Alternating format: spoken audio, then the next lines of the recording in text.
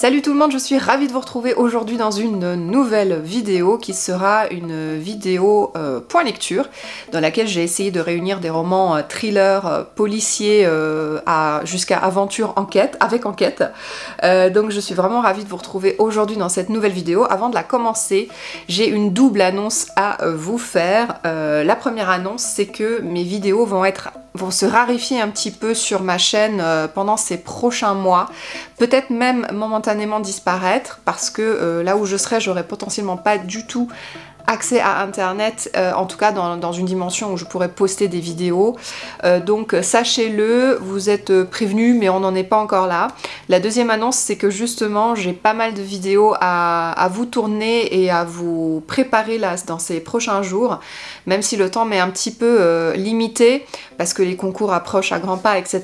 Mais j'aimerais bien quand même me remettre à jour. Je déteste être en retard dans tout ce que je fais et du coup je vais certainement vous proposer des contenus. Déjà aujourd'hui ce petit point lecture, et aussi prochainement il y aura une vidéo peut-être tag que je souhaite reprendre sur une excellente vidéo que j'ai vue de la bibliothèque de Laurie, et j'aimerais beaucoup aussi vous faire un book haul, et également deux dernières vidéos qui n'ont un petit peu rien à voir, une vidéo avec mes carnets, les différents carnets que je tiens, et une vidéo aussi sur le protocole Moritz. Donc là on touche plus à la santé naturelle. C'est une vidéo qui me tient beaucoup à cœur et elle m'a été de nombreuses fois réclamée, donc j'aimerais beaucoup aussi la préparer, surtout que je commence déjà à rentrer tout doucement dans la phase du protocole.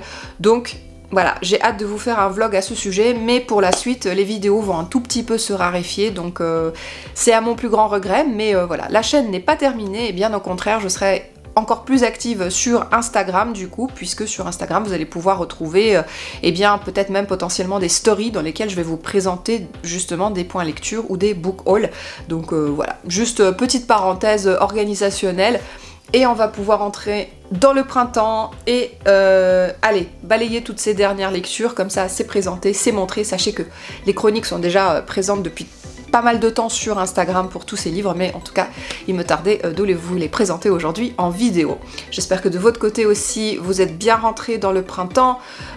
Pour certains d'entre vous, je sais que vous avez eu de mauvaises nouvelles, de tristes nouvelles, des pertes et des choses comme ça, voilà, donc vraiment je suis de tout cœur avec vous. Je sais que la conjoncture est très difficile, on est en période de grève, etc., mais j'espère quand même que pour vous ça se passe bien, que vous arrivez quand même à joindre les deux bouts, et que vous êtes forts. Et moi d'ailleurs j'ai une manif dans 45 minutes, donc je vais me dépêcher de filmer. Allez, à tout de suite avec la première lecture de ce point lecture. Alors on va tout de suite attaquer ce point lecture avec une excellente lecture, mais vraiment à deux doigts du coup de cœur. C'est une fois de plus Georges Chesbrough que je chéris tant, avec Le Seigneur des Glaces et de la Solitude, qui est au moins le 24e ou le 25e tome, je ne sais plus, de la saga des aventures de Mango le Magnifique, qui est son personnage enquêteur de petite taille, doté d'une très grande intelligence, qui était docteur en je sais plus quel domaine. Alors le lisez peut-être pas pour commencer, parce que ça va vous spoiler toute la saga si vous connaissez pas Chesbrough, mais vraiment ça vaut tellement le coup de lire cet auteur, il est tellement drôle, il écrit bien, et j'étais dedans. C'est vraiment entre l'enquête policière et le roman d'aventure. Dans cet épisode, Mango le Magnifique est envoyé en Alaska pour aller découvrir en fait il y a une grotte qui a été découverte à cause du changement climatique, qui a été révélée au grand jour, et il y a eu une mission d'exploration qui a été envoyée sur place, sauf que tous les hommes qui ont été envoyés là-bas a priori ont péri parce qu'ils n'ont jamais remonté à la surface, et notamment Marc Coletis, un jeune homme un peu déséquilibré qui était parti justement dans cette grotte, n'en est jamais revenu. Donc justement Mango part à la recherche de Marc, et il va descendre dans cette grotte, et sans trop vous spoiler parce que c'est au début du livre en fait, il découvre Marc au fond de la grotte.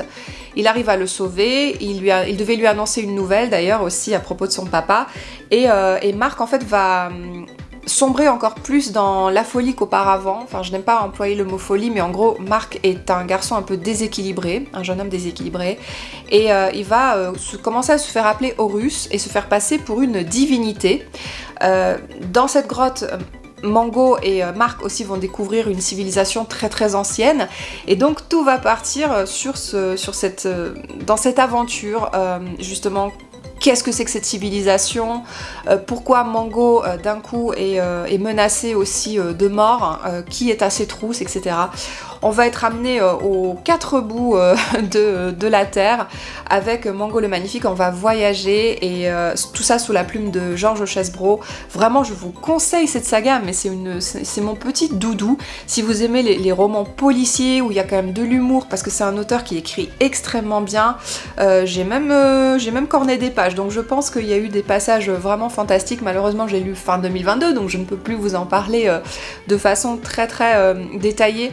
Néanmoins, je sais que j'ai passé un excellent moment avec ce livre et si vous avez l'opportunité un jour de tomber sur un Chesbrough dans une brocante, je ne sais pas où, à 50 centimes, 1 euro, allez-y, foncez. C'est toujours dans cette petite collection de chez Rivage Noir, donc en tout cas, je vous le conseille infiniment et vous allez rentrer un peu comme ça dans l'univers de ce personnage, aussi qui est un personnage récurrent, même si Chesbrough n'a pas écrit que ça et il a aussi écrit des one-shots, notamment ces derniers temps, je vous ai parlé de Crying Freeman, qui est un one-shot et que j'avais aussi beaucoup aimé. Mais celui-là, beaucoup plus. On va continuer dans ce point lecture avec les romans d'aventure historiques avec enquête, avec mon premier Henri Lovenbruck, Le Loup des Cordeliers, que j'ai lu en lecture commune avec plein de personnes, et c'était une super lecture commune. On a toutes adoré lire cet auteur, découvrir cet auteur pour certaines comme moi. Dans Le Loup des Cordeliers, on est aux prémices de la Révolution française, lorsque les États généraux se réunissent à Versailles et que le roi annonce en fait que le système de vote n'est absolument pas est inchangé, que pour lui la condition des hommes à l'extérieur qui crient parce qu'ils ont faim, ils n'ont plus de pain, eh bien lui il s'en manque un petit peu. Le roi est complètement à l'opposé des besoins de son peuple et tout comme aujourd'hui, jour de grand rassemblement de grève générale, ce thème est totalement à la page, puisqu'on est un petit peu en train de revivre les événements de cette époque. Eh bien, on va entrer dans la vraie histoire de la Révolution française, sous la plume très fluide, très facile à lire, très abordable, très populaire hein, de Henri Lovenbruck et son personnage Gabriel Joly, qui est un jeune homme qui arrive dans Paris en fait parce qu'il veut devenir journaliste, il va se faire embaucher dans le journal où travaille son oncle et on lui assigne pour mission de devoir retracer en quelque sorte les dates des différents événements culturels pour le Gotha, etc. de Paris. Lui, ça l'ennuie complètement. Lui, c'est un journaliste d'enquête et il va enquêter sur le Loup des Cordeliers, qui est un personnage masqué qui semble s'attaquer et agresser et tuer en fait des hommes pour protéger a priori des femmes ou des laissés pour compte, des prostituées, des personnes un peu en marge de la société. Donc Gabriel Joly va s'intéresser un petit peu à ce personnage du Loup des Cordeliers et pendant ce temps-là, on a les événements de la Révolution française qui prennent vraiment de l'ampleur. Vous allez vraiment voyager dans Paris avec ce livre, vous allez pouvoir suivre et côtoyer les personnages les plus illustres de la Révolution française, Danton, Robespierre, Desmoulins et beaucoup d'autres personnages absolument fascinants.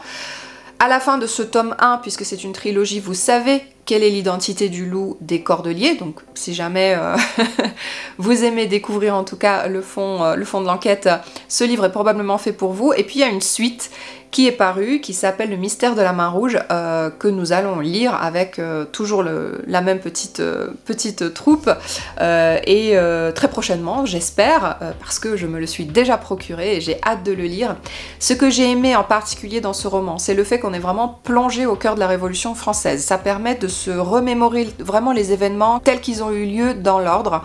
On se rappelle effectivement que ces événements en particulier eu lieu dans Paris, que c'était pas une révolte populaire venue du fin fond de la France, hein, tout comme c'est aujourd'hui le cas dans toutes les communes aujourd'hui, le peuple se soulève. À l'époque, c'est surtout un mouvement, vous allez retrouver la prise de la Bastille, vous allez retrouver le serment du jeu de paume, de la salle du jeu de paume, vous allez retrouver tellement, il y a juste pas l'assassinat de Marat, mais par contre il y a beaucoup d'autres événements qui sont hyper importants pour la Révolution française, sur lesquels Henri Lovenbruck revient avec une clarté juste incroyable, à aucun moment vous n'êtes perdu dans le livre alors que les chapitres sont alternés, vous êtes tantôt avec un personnage, tantôt avec un autre, et j'ai adoré la façon dont, voilà, dont se déroule l'enquête, le revirement, et puis en particulier tous ces événements en fait de la Révolution française que j'ai trouvé vraiment très très bien décrits, de façon ludique, de façon à vous happer et à vous tenir en haleine dans ce thriller historique qui n'est pas vraiment un thriller, ça fait pas vraiment peur, il y a un petit peu des scènes voilà, avec du sang, mais rien de fifou. Je vous le conseille, mais 1 million de fois, j'ai adoré cette lecture, je pense que c'était pratiquement un coup de cœur. Il y a peut-être eu des petites choses qui m'ont gênée parce que je connais la géographie de Paris, j'avais l'impression que le jeune Gabriel se téléportait à un moment donné d'un endroit à un autre de Paris, alors que je sais que c'est impossible, mais peut-être voilà, c'est des petits raccourcis comme ça hein, pour que le texte se tienne bien et globalement je l'ai surkiffé ce livre, je vous le conseille mais 1 million de fois. Vraiment dans ce point lecture là je commence avec 2 grosses pépites. Hein. Et je continue. Donc la lecture suivante, encore excellentissime. Mon premier Serge Brussolo. Merci Adeline de m'avoir fait découvrir cet auteur. Je le lis enfin grâce à toi et c'est le premier, hein. C'est vraiment pas le dernier que je lirai. La mélancolie des sirènes par 30 mètres de fond. Fait partie d'une trilogie qui est chargée de raconter un peu le quotidien des personnes qui travaillent au service de la ville, et ici en l'occurrence les scaphandriers de la police fluviale, dont Lise Unke, qui va aller plonger comme ça au fin fond de la rivière de sa ville imaginaire germanophone, bref. Pourquoi elle plonge? C'est parce qu'elle apporte des vivres à des personnes qui sont présumées rescapées d'une gigantesque catastrophe qui a eu lieu 3 ans plus tôt, puisque le métro a été englouti, des dizaines de kilomètres de rames, des quais de gare, etc. Tout englouti. 25 000 personnes ont péri, dont la sœur de Lise, dont elle n'était pas très proche, et qui était souvent plus proche de la rue que dans une situation stable. Donc Lise apporte des vivres en fait, armée de son scaphandre qui pèse 1 tonne, elle a le physique pour, hein, et elle apporte des vivres et elle est très très curieuse de savoir ce qui se passe en dessous. Malheureusement, il y a énormément de personnes, jusqu'à des personnes très haut placées, qui essayent de lui mettre un peu des bâtons dans les roues et qui la dissuadent. En tout cas, déjà le personnel masculin qui est extrêmement machiste avec elle, essaye de la dissuader, d'essayer de farfouiller au-delà de ce qu'il y a à faire, hein, c'est-à-dire juste déposer les vivres, aller voir s'il n'y a pas encore des victimes qui flottent, etc. Puisque certains corps ont été repêchés. Un enterrement général a été fait par la commune, par le maire. On est dans un contexte de réélection et du coup voilà, on veut un peu enterrer toute cette affaire qui vraiment fait tâche puisqu'il y a eu des lacunes dans la sécurité. La légende urbaine dit qu'il y aurait donc des survivants là-dessous, mais que probablement par le manque d'oxygène, il ne ressemble plus à rien. Alors si vous aimez des films comme La colline a des yeux, ou que par exemple vous avez adoré Stranger Things, ce livre est fait pour vous, parce que c'est complètement... Je n'ai jamais rien lu de tel, c'est complètement recherché dans l'imaginaire de Serge Brussolo, et en même temps vous avez cette réalité très très bien décrite de cette profession qui est si difficile et qu'ici une femme a l'honneur d'exercer, et c'est vraiment c'est hyper intéressant, c'est très très bien écrit, les chapitres sont courts, ils se succèdent, le livre lui-même est très court. Et j'ai adoré vraiment cette histoire, la façon dont Lise va enquêter pour aller découvrir qui étaient les amis les plus proches de sa sœur, comment elle vivait. Elle sait qu'elle jouait de la musique dans le métro, qu'elle jouait de la guitare, donc elle va... voilà, jusqu'où Lise va aller pour retrouver sa sœur, c'est ce que vous découvrirez dans ce roman, et vraiment je vous conseille... ce livre, en tout cas, si vous tombez dessus, ou n'importe quel Brussolo, j'ai envie de vous dire, parce que les retours que j'en ai de la part d'Adeline, qui sont dithyrambiques, me donnent envie de lire plein d'autres Brussolo, et je m'en suis procuré quelques-uns. Voilà, en tout cas c'est un one-shot, vous pouvez le lire indépendamment, celui-là. C'est une trilogie qui s'intéresse au métier effectivement de la ville. Je crois qu'il y en a un qui parle des éboueurs, et c'est hyper intéressant, tout en étant très très très distrayant, et en même temps, ça fait peur. Voilà, je peux pas vous en dire plus, hein. C'est tout le loisir de la découverte, mais vraiment, si vous tombez sur ce livre, n'hésitez pas. Je me suis donné comme challenge de lire chaque mois un livre parmi les livres préférés de Séverine du groupe Il est bien ce livre, parce que je remplis mon petit carnet religieusement et que je réalise qu'elle a eu beaucoup de coups de cœur, enfin de slip, que j'aimerais lire également. Et j'ai décidé de lire celui-là qui était déjà dans ma palle depuis un petit moment, c'est Je ne suis pas un monstre de Carme Chaparro. Ici il s'agit de la disparition d'enfants, puisque le 24 décembre, un petit garçon disparaît dans un centre commercial de Madrid et on va être tantôt avec une journaliste et tantôt avec une policière qui se connaissent en fait, et la journaliste a des souvenirs passés assez troubles. Je crois qu'elle est en proie à des difficultés personnelles. Quant à la policière, elle a déjà échoué dans une mission 2 ans auparavant où un enfant a disparu dans des circonstances tout à fait similaires et il n'a jamais été retrouvé. Donc la fliquette, elle a beaucoup de mal à s'en remettre, elle est tout le temps taquinée par ses collègues masculins également, et on va rentrer comme ça dans ce jeu avec ces disparitions d'enfants. En tant que mère, on imagine vraiment toute la douleur aussi qu'ont pu ressentir les familles des victimes. Je vous dis pas combien il y a de victimes en tout, je ne vous dis pas voilà, comment va se dérouler le fil de l'histoire, si ce n'est que c'est un roman que j'ai trouvé intéressant. Je peux pas dire que j'ai adoré, j'ai bien aimé cette lecture, je l'ai trouvé très intéressant, je l'ai trouvé anxiogène, je l'ai trouvé excellemment bien écrite, bien traduite aussi. Néanmoins, je suis pas rentrée dedans. J'ai trouvé que le final, je m'y attendais un petit peu en fait, et dans ce type d'histoire. Donc je sais pas si je peux vraiment vous le conseiller dans la mesure où Séverine l'a adoré, certainement que oui. Vous avez quand même ce qu'elle appelle le doa là-dedans, donc des personnages qui sont vraiment bien brodés, qui sont bien travaillés, un contexte aussi sociétal qui est très bien développé, et puis ouais, après moi c'est plutôt le mobile un petit peu qui m'avait chagriné en fait dans cette histoire. Néanmoins, plutôt une bonne lecture. Je sais pas si je vais en garder un souvenir très... il commence déjà à s'étioler d'ailleurs. Mais quand même, si vous voulez découvrir une bonne histoire avec de la disparition d'enfants dans un centre commercial, eh bien n'hésitez pas à vous pencher sur ce livre de Carme Chaparro. Et un livre qui m'aura laissé des marques beaucoup plus importantes, c'est La détresse des roses de Jack Giaccoli, que j'ai beaucoup aimé. On est chez Hugo Thriller.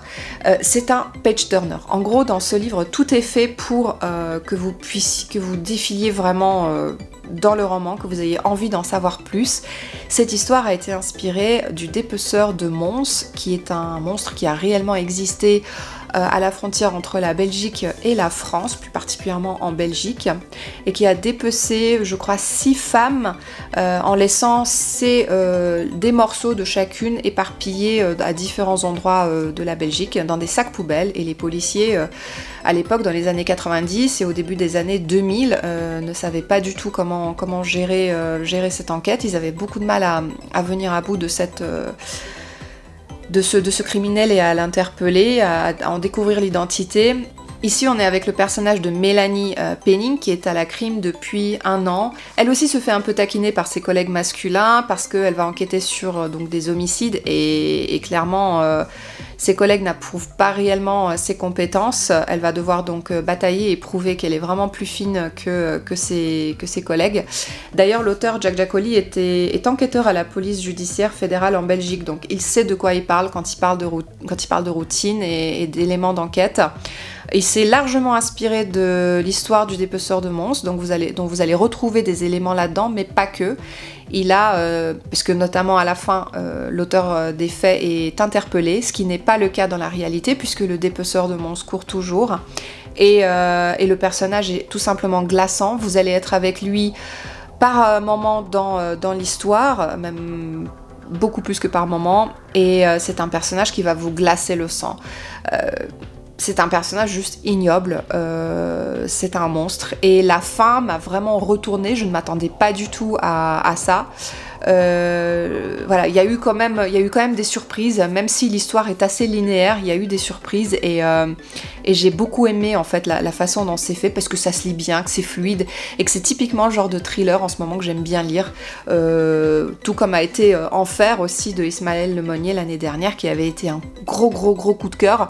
La détresse des roses, ça a quand même été une bonne lecture, une très bonne lecture même, puisque je me suis régalée dedans, tout simplement, voilà, disons les choses clairement. J'y ai trouvé mon compte, j'ai trouvé toutes les références musicales très intéressantes, ce sont les miennes aussi, et ouais, j'ai beaucoup aimé. La plume de l'auteur est très simple, mais j'ai beaucoup aimé la façon dont il construit l'histoire, dont il décrit ses personnages. Certes, il y a des raccourcis, hein, clairement, mais ce que je m'attendais pas, en fait, dans ce personnage, c'est avoir un homme qui a autant de facilité à approcher les femmes. Je pensais que le dépeceur de monstres, c'était un psychopathe qui vraiment les kidnappait. En fait, c'est quelqu'un qui arrivait à séduire et qui arrivait à violer ces femmes ou en tout cas à faire l'amour avec elles et ensuite à les tuer, à les dépecer de la façon la plus ignoble qui soit. Si vous aimez les thrillers vraiment gore à la façon d'un Cédric Cyr par exemple, vous allez adorer la détresse des roses, je pense, si vous aimez ce type d'ouvrage. Voilà, je vous conseille aussi, vraiment pas mal. Voilà, que des très bonnes ou très bonne lecture dans ce point lecture dédié aux policiers. J'avais envie de lire un petit peu du thriller, ça m'avait manqué. Et pour ma part, cette vidéo s'arrête là. J'espère qu'elle vous aura plu.